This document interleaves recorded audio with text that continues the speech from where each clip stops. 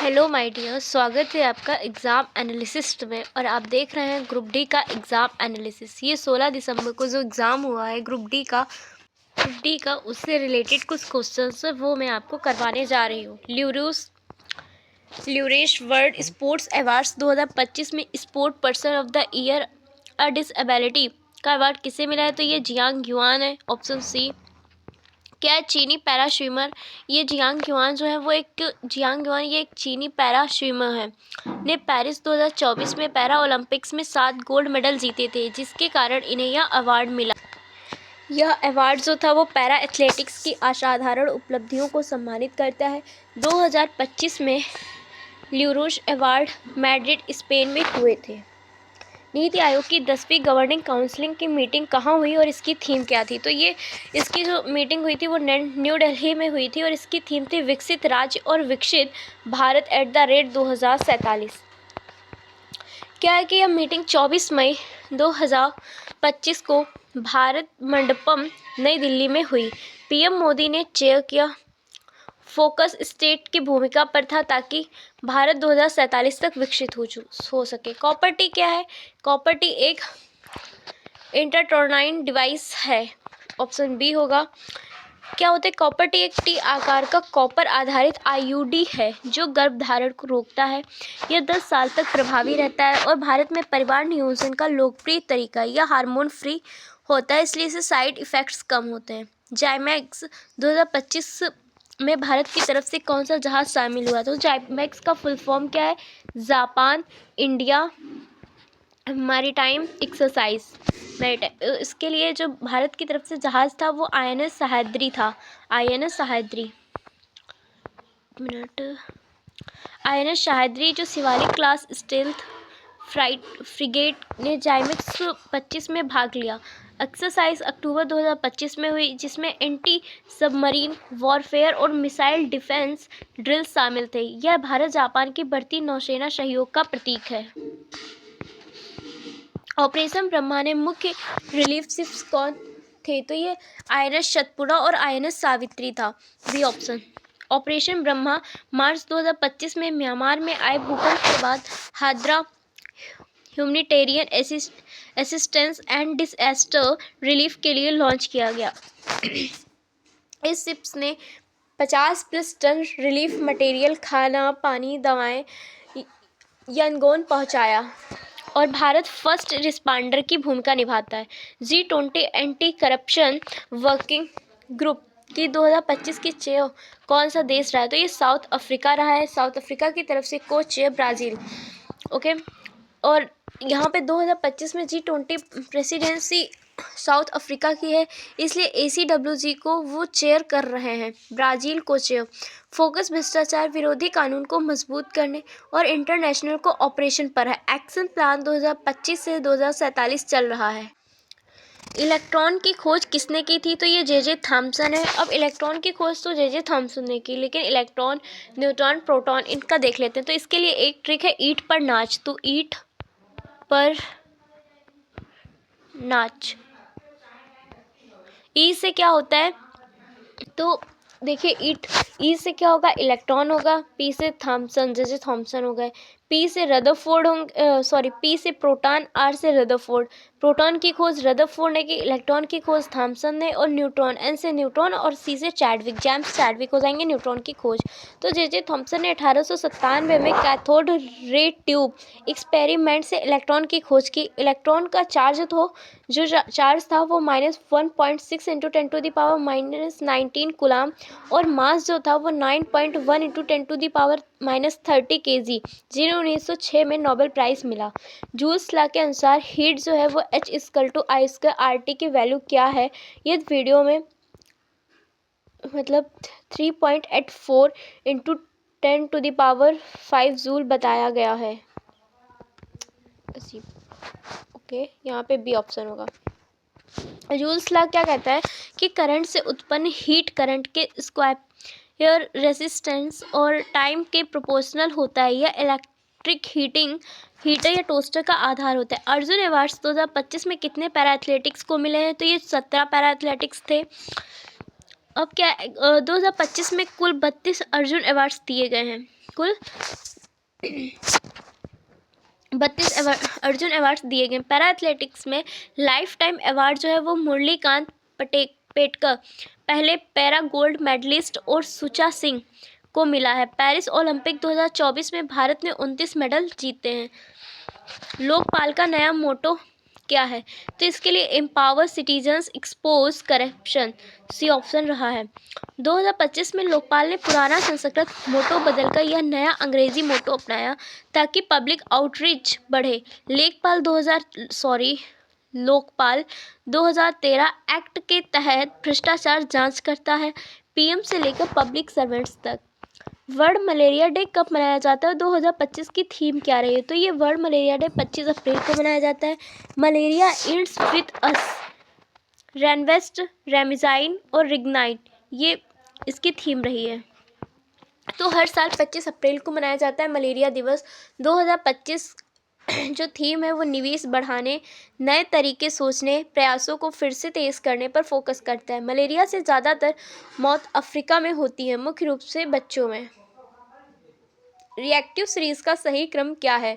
तो potassium, magnesium, aluminium, zinc. Reactive series जो है वो हर डेट में कोई ना कोई एक क्वेश्चन फंस रहा है। मैंने स्टार्टिंग से लेके आज भी मैंने एक क्वेश्चन इसमें रखा हुआ है और एग्ज़ाम में भी हर एक क्वेश्चन, ये क्वेश्चन भी एग्ज़ाम में आया हुआ है, तो आप देख लीजिएगा। पिछले वाले वीडियो में मैंने रिएक्टिव सीरीज पूरी अच्छे से एक्सप्लेन कर दी है। काइनेटिक ऊर्जा की अगर वेलोसिटी डबल हो जाए तो कितनी गुना हो जाएगी? तो काइनेटिक ऊर्जा जो होती है वो गतिज ऊर्जा जिसे हिंदी में कहते हैं, इसके लिए फार्मूला होता है 1/2 mv²। ठीक, अगर वेलोसिटी 2 कर दी जाए, 2v हो गया है ना, जिसका स्क्वायर करेंगे तो 4v, तो कितना गुना हो जाएगा? 4 गुना हो जाएगा ना, ऑप्शन सी होगा यहाँ पे, 4 गुना। ठीक है, वेलोसिटी डबल होने पर काइनेटिक ऊर्जा 4 गुना हो जाती है, v²। यह फिजिक्स का बेसिक फार्मूला है। कार एक्सीडेंट में स्पीड का असर दिखता है। जलीय जीव एक्वाटिक एनिमल तैरने के लिए मुख्य रूप से किस प्रकार की मसल टिश्यू का यूज़ करते हैं? तो ये स्केलेटल मसल्स होती है, ऑप्शन सी। विशेष रूप से रेड मसल्स फाइबर्स की होती हैं। जलीय जीव जैसे मछली लंबे समय तक तैरने के लिए रेड मसल्स फाइबर का इस्तेमाल करती हैं, जो ऑक्सीजन से एनर्जी बनाती हैं और थकती नहीं हैं। वाइट फाइबर्स स्प्रिंट के लिए होते हैं। यह बायोलॉजी का बेसिक कॉन्सेप्ट है।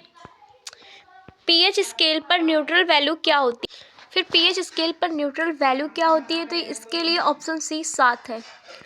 ठीक है, न्यूट्रल वैल्यू मतलब उदासीनता जो होती है वो 7 पे होती है। अगर 7 से कम है तो अम्ल है और 7 से ज़्यादा है तो क्षार होता है। ठीक है, पीएच स्केल 0 से 14 तक होती है। 7 न्यूट्रल, कम एसिडिक, ज़्यादा बेसिक, ये सब मैंने बता दिया अभी। पेरियोडिक टेबल में ग्रुप ए के एलिमेंट्स को क्या कहा जाता है? तो ये एल्कली मेटल्स होते हैं, जिसमें लिथियम, सोडियम, पोटेशियम वगैरह आते हैं। पानी से रिएक्ट करके एल्कली बनाते हैं। ये हाईली रिएक्टिव होते हैं और +1 ऑक्सीडेशन स्टेट दिखाते हैं। भारत का सबसे ऊंचा जलप्रपात कौन सा है? तो ये कुचकल जलप्रपात है। सबसे ऊंचा जलप्रपात कुचकल जलप्रपात है। कुचकल जलप्रपात जो होता है वो कर्नाटक में है, 455 मीटर ऊंचा है। जोग फॉल्स 335 मीटर दूसरे पर है। संविधान का आर्टिकल 21 क्या होता है? Right to life and personal liberty. Article 21 जो है वो जीवन और व्यक्तिगत स्वतंत्रता का अधिकार देता है। ये सबसे महत्वपूर्ण फंडामेंटल राइट है। कई केस जैसे प्राइवेसी, पुट्टास्वामी केस इससे जुड़े हुए हैं। स्पीड अगर डबल कर दी जाए तो मोमेंटम क्या होता है? तो मोमेंटम भी डबल हो जाता है। ठीक, ऑप्शन बी। देखो, पी मतलब मोमेंटम क्या होता है? संवेग होता है ना, तो संवेग को पी से दर्शाते हैं और इसके लिए क्या होता है? m/v। अगर हम स्पीड को 2 गुना करेंगे तो संवेग भी तो 2 गुना होगा, तो यहाँ पे 2p हो जाएगा, तो यहाँ पे डबल हो जाएगा, ऑप्शन बी। 2025 में मेजर ध्यानचंद खेल रत्न अवार्ड से किस शतरंज प्लेयर को सम्मानित किया गया है? तो यहाँ पे शतरंज प्लेयर डी गुकेश है। डी गुकेश ने 2024 में विश्व शतरंज चैंपियनशिप जीती, जिसके लिए उन्हें 2025 का मेजर ध्यानचंद खेल रत्न अवार्ड मिला। यह भारत का सर्वोच्च खेल सम्मान है। आरबीआई के अनुसार अप्रैल 2025 तक जो पंचवर्षीय योजना 2025-26 के लिए भारत की जीडीपी ग्रोथ रेट का अनुमान क्या है? तो यहाँ पे 6.5% है, ऑप्शन ए। आरबीआई के अप्रैल 2025 की मॉनेटरी पॉलिसी में FY26 के लिए जीडीपी ग्रोथ 6.5% अनुमति की गई थी और बाद में रिवाइज हो सकती है। जून 2025 में ऑल इंडिया चेस फेडरेशन ने युवा शतरंज को प्रमोट करने के लिए कौन सी स्कीम लॉन्च की है? तो ये top national player stipend scheme रही है। क्या होता है यहाँ पे AICF ने जून 2025 में ये स्कीम लॉन्च की, जिसे अंडर 7 से अंडर 19 के टॉप प्लेयर्स को क्वार्टरली स्टाइपेंड 60,000 एंड 1.5 लाख दिया जाता है। ये पहली किस्त जो होगी वो 42.3 लाख या 42.3 लाख होगी। अंतर्राष्ट्रीय ओलंपिक कमेटी की पहली महिला और पहली अफ्रीका प्रेसिडेंट कौन बनी है? तो ये है क्रिस्टे कन्वेंट्री। ये जिम्बाब्वे की है, जो मार्च 2025 में IOC प्रेसिडेंट चुना गया, मतलब राष्ट्रीय ओलंपिक कमेटी की प्रेसिडेंट चुनी गई हैं। जून 2025 का पदभार ग्रहण किया वे पहली महिला और पहली अफ्रीकी रही हैं। बैटरी में इलेक्ट्रॉन्स का फ्लो किस दिशा में होता है? तो इलेक्ट्रॉन्स का फ्लो जो होता है वो नेगेटिव से पॉजिटिव होता है, ऑप्शन बी में होता है। इलेक्ट्रॉन्स जो होते हैं वो नेगेटिव टर्मिनल से बाहर निकलकर पॉजिटिव की ओर जाते हैं। बैटरी से प्राप्त इलेक्ट्रिक करंट क्या होती है? तो ये डायरेक्ट करंट होती है, जिसे डीसी कहते हैं। बैटरी डायरेक्ट करंट डीसी प्रदान करती है, जहां करंट एक दिशा में फ्लो करता है। एक लड़की जो है वो 40 मीटर लंबे ब्रिज को क्रॉस करके वापस शुरू में आ जाती है कुल 80 मीटर। उसका डिस्प्लेसमेंट क्या होगा? तो 0 होगा, क्योंकि एक लड़की 40 मीटर लंबे ब्रिज पे गई, ओके, यहाँ से यहाँ गई और फिर यहीं पे आ गई, तो इसकी न्यूनतम दूरी कितनी हुई? 0। तो यहाँ पे सी हो जाएगा। जेनेटिक्स में कुछ एलील्स F1 जनरेशन में दिखते नहीं है लेकिन F2 में फिर दिखते हैं, तो इसका कारण क्या है? Law of domination. Law of domination होता है मेंडल का law of domination. Dominate allele receives को मास्क करता है और F1 में, लेकिन F2 में रिसेसिव फिर दिखता है। अगर किसी एलिमेंट में 17 इलेक्ट्रॉन 18 न्यूट्रॉन्स हैं तो उसका एटॉमिक नंबर क्या होगा? एटॉमिक नंबर जो होगा वो 17 ही होगा, क्योंकि जो एटॉमिक नंबर होता है, एटॉमिक नंबर ये इलेक्ट्रॉन के बराबर होंगे या फिर प्रोटॉन के बराबर होते हैं, ठीक। कौन सा कोवलेंट बॉन्ड में इलेक्ट्रॉन को शेयरिंग सबसे कम होती है? तो यहाँ पे हाइड्रोजन होती है। ऑक्सीजन, नाइट्रोजन, कार्बन होती है, मतलब सबसे जो कम शेयरिंग होती है इलेक्ट्रॉन की वो हाइड्रोजन की होती है। हाइड्रोजन में सिंगल कोवलेंट बॉन्ड होता है, एक जोड़ी इलेक्ट्रॉन शेयर, जबकि नाइट्रोजन में ट्रिपल और ऑक्सीजन में डबल बॉन्ड होता है। यह पोलैरिटी और इलेक्ट्रोनेगेटिविटी पर आधारित होता है। कौन सा ऑर्गेनिज्म एक्सटर्नल फर्टिलाइजेशन दिखाता है? तो यहाँ पे मछली होगा, ऑप्शन बी। एक्सटर्नल फर्टिलाइजेशन जलीय जीव जैसे मछली, मेढक में आम है, जहाँ स्पर्म और एग बाहर मिलते हैं। इंटरनल फर्टिलाइजेशन पक्षियों और स्तनधारियों में होता है, ठीक है। ये आर प्रतिरोध वाली वायर है, 6 वोल्ट बैटरी से जोड़ा गया है, करंट 2 एम्पियर है। तो आर क्या होगा? तो देखिए, जो आर होता है वो V/I होता है, V/I, ठीक। अब यहाँ पे V कितना है? 6 वोल्ट। I कितना है? 2। तो कट के कितना हुआ? 3 ही तो हुआ, तो यहाँ पे ए ऑप्शन होगा, 3 एम्पियर, सॉरी 3 ओम। जो आर है वो आर का मतलब क्या होता है? ओम, तो 3 ओम हो जाएगा। विंडमल किस एनर्जी से घूमता है? तो विंडमल जो है वो काइनेटिक एनर्जी या गतिज ऊर्जा, जिसे हिंदी में कहते हैं, उससे घूमता है। तो हवा की काइनेटिक ऊर्जा से ब्लेड घूमते हैं, फिर भी इलेक्ट्रॉनिक एनर्जी में कन्वर्ट होती है। कैल्शियम हाइड्रोक्साइड को एटमॉस्फेयर में CO2 से रिएक्ट करने पर दीवार पर चमकदार लेयर क्या बनती है? तो ये कैल्शियम कार्बोनेट बनता है, CaCO3, ठीक है। ये इसकी लेयर जो होती है वो सफ़ेद और चमकदार होती है, जिसे वाइट वॉश कहा जाता है। न्यूरॉन में नर्व इम्पल्स सबसे पहले किस भाग में शुरू होते हैं? तो ये डेंड्राइट में शुरू होते हैं। स्टिमुलस डेंड्राइट से रिसीव होता है, फिर सेल बॉडी से एक्सॉन तक जाता है। क्लोर एल्कली प्रोसेस में एनोड पर क्या होता है? तो यहाँ पे क्लोरीन गैस बनती है। क्लोरीन गैस बनती है। इलेक्ट्रोलिसिस ऑफ ब्राइट एनोड पर जो होता है वो ये रिएक्शन होती है जिससे क्लोरीन बनती है। ऑर्गेनिक कंपाउंड में फंक्शनल ग्रुप ऐड करने से क्या होता है, तो केमिकल प्रॉपर्टीज जो होती है वो चेंज हो जाती है। फंक्शनल ग्रुप कंपाउंड की रिएक्टिविटी तय करता है, जैसे OH अल्कोहल का होता है। नॉन बायोडिग्रेडेबल कौन सी है, मतलब जैव अपघटक कौन सी है, तो पेपर, फ्रूट, पिल और वुड ये सब तो हो सकते हैं, बट प्लास्टिक वेग जो है वो नॉन बायोडिग्रेडेबल है। तो प्लास्टिक जो है वो माइक्रो ऑर्गेनिज्म से आसानी से डिग्रेड नहीं होता है, पर्यावरण में लंबे समय रहता है। बॉडी में ग्रोथ को स्टिमुलेट करने वाला हार्मोन कौन सा होता है, तो ये ग्रोथ हार्मोन होता है। पिट्यूटरी ग्लैंड से स्रावित सोमाटोट्रोपिन हड्डियों और टिश्यू की ग्रोथ नियंत्रित करता है। व्हाइट लाइट प्रिज्म के पास होने पर जब सबसे ज़्यादा डिवेट कौन सा कलर होता है, तो वायलेट होता है। तो वायलेट की वेवलेंथ सबसे कम होती है और इसलिए सबसे ज़्यादा रिफ्रैक्शन और डेविएशन भी होता है। तो वाइट लाइट जब प्रिज्म से होती है तो विबगोर, मैंने बताया था कि विबगोर कलर्स उसमें होते हैं। तो विबगोर जो होता है वी से वायलेट हो जाता है, जिसकी वेवलेंथ सबसे कम होगी। तो रेड की क्या होती है, रेड की सबसे ज़्यादा वेवलेंथ होती है। ठीक। एंडोप्लाज्मिक रेटिकुलम पर छोटे छोटे डॉट्स के रूप में क्या मौजूद होते हैं, तो ये राइबोसोम मौजूद होते हैं। रफ यार मतलब जो खुरदरी एंडोप्लाज्मिक रेटिकुलम होती है उस पर राइबोसोम प्रोटीन सिंथेसिस करते हैं। लाइट का डिस्पर्सन किस फेनोमेनन से बेहतर समझा जाता है, तो ये स्काई ब्लू दिखती है। रैले स्कैटरिंग जो होती है वो छोटी वेवलेंथ ब्लू वायलेट ज़्यादा स्कैटर होते हैं, इसलिए दिन में स्काई ब्लू दिखती है। कॉन्स्ट हॉल की सीलिंग को सर्कुलर कवर्ड क्यों बनाया जाता है, तो इसके लिए क्या है, ऑप्शन है साउंड को इवेनुअली डिस्ट्रीब्यूट करने के लिए। Extra information curved surface sound waves को रिफ्लेक्ट करके पूरे हॉल में समान फैलाती, इको कम करती है। और इको के लिए कितनी मतलब क्या होते हैं, प्रतिध्वनि सुनने के लिए कितनी दूरी होनी चाहिए मैक्स मिनिमम, तो ये 17 सेंटीमीटर होती है। फरवरी 2025 में सबसे युवा प्लेयर कौन बनी जो WTA में 1000 टाइटल जीती है, तो ये है Meera अंद्रीवा।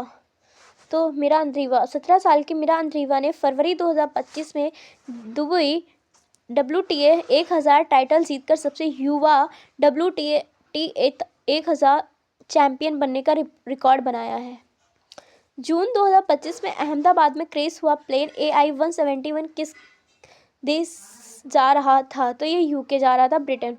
Air India flight AI-171 Ahmedabad से लंदन गैटविक जा रही थी, लेकिन 12 जून 2025 को टेक ऑफ के तुरंत बाद क्रैश हो गई। फरवरी 2025 में AI एक्शन समिट किस शहर में हुआ था, तो ये पेरिस फ्रांस में हुआ था। AI एक्शन समिट जो है वो 10 से 11 फरवरी 2025 में पेरिस फ्रांस के ग्रैंड पैलेस में हुआ, जिसे फ्रांस ने होस्ट किया था। नेशनल ई गवर्नेंस अवार्ड 2025 में डिजिटल इनोवेशन के लिए गोल्ड मेडल किस पंचायत को मिला है, तो ये रोहिणी ग्राम पंचायत धुले महाराष्ट्र में है। रोहिणी ग्राम पंचायत ने पेपरलेस ई ऑफिस पर 100% डिजिटल सर्विसेज के लिए गोल्ड अवार्ड जीता है। रोहिणी ग्राम पंचायत ने पेपरलेस ई ऑफिस पर 100% डिजिटल सर्विसेज के लिए गोल्ड अवार्ड जीता है। नेशनल क्लीन एयर प्रोग्राम के तहत 2025 में कितने शहरों डिस्ट्रिक्ट्स का इवैल्यूएशन हुआ है, तो ये 130 शहर थे। NCAP के तहत 130 नॉन अटेनमेंट शहरों का एयर क्वालिटी इम्प्रूवमेंट के लिए इवोल्यूशन और फंडिंग की गई है। So thank you so much. 16 दिसंबर ग्रुप डी का एग्ज़ाम एनालिसिस कंप्लीट हुआ। प्लीज़ आप इस चैनल को सब्सक्राइब एंड लाइक ज़रूर करिएगा। Thank you so much. Bye bye, take care.